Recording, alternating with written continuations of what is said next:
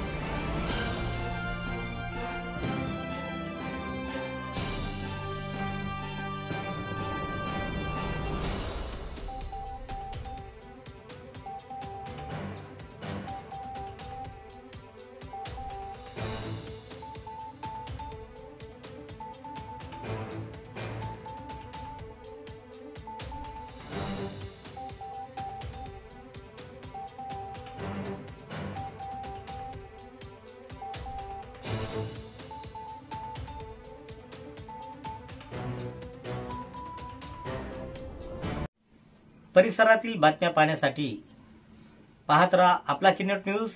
Like करा, share करा, comment करा आणि या चॅनलला सबस्क्राईब करा.